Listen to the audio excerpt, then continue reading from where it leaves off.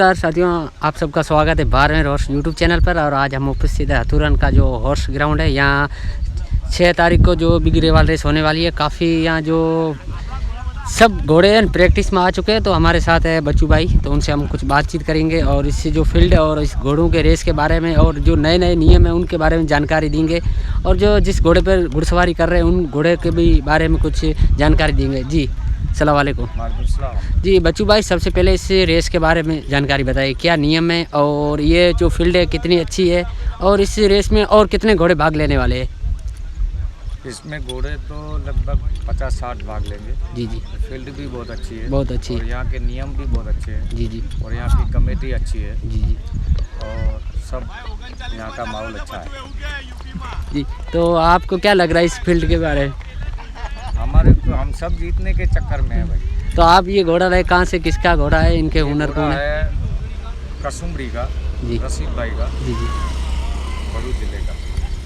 ये कितना चलता है? ये घोड़ा चलता है 33-34। 33। ये तो कौन सी रेस में ये पार्टिसिपेट में भाग लेगा? 30 वाली में। 30 वाली जी। और इनके अलावा और भी कुछ घोड़े लेके आए? बहुत सारे घोड़े। तो इस जो रेवाल रेस में बाहर के घोड़े कोई फाइट करने के लिए आ रहे हैं? कहाँ के आएंगे?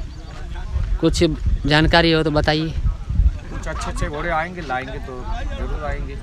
तो मैंने सुना है जो पहले जहाँ रेवाल रेस होती है उनसे भी इस साल जो आयोजन हो रहा है उससे भी बेस्ट हो रहा है। उससे भी अच्छा हो रहा है। उससे भी बहुत अच्छा हो रहा है। और जो निर्णय रहेगा वो पंच का ही रहेगा। वो पंच का रहेगा। यहाँ कितनी रेस होने वाली है? यहाँ रेस तो 3 होने वाली है। 3 होने वाली है। तो बीच में सुना था एक और जो अनाथ बच्चों की भी रेस होने की, वो भी हो सकती है।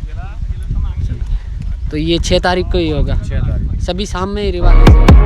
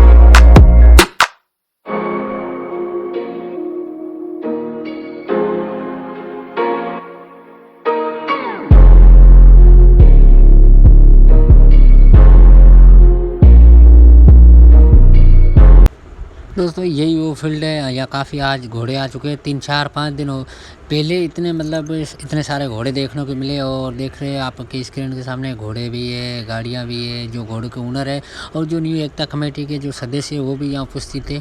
और काफ़ी अच्छा इस फील्ड को सुधार किया है। साथ में यही डिसीजन लेने वाले है कि जो जिस तरह रेस का आयोजन होगा वो बहुत अच्छा हो और ताकि लोगों को परेशानी नहीं हो और जो भी व्यवस्था है वो संपूर्ण कंप्लीट हो जाए। Thank you guys. अच्छा वीडियो लगा लाइक करें।